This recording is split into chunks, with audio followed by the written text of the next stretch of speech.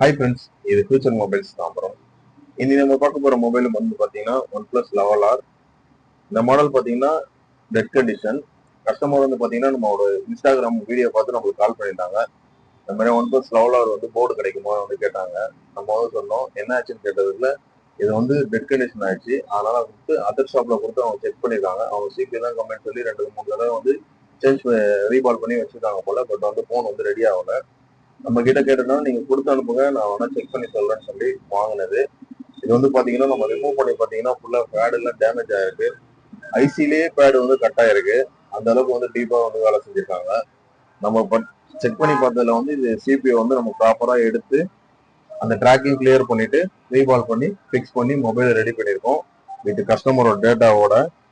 இதே மாதிரியே உங்களோட மொபைல் இருந்தா நீங்க எடுத்துருவாங்க, நம்ம ரெடி பண்ணி தரலாம். Okay, thank you future mobiles.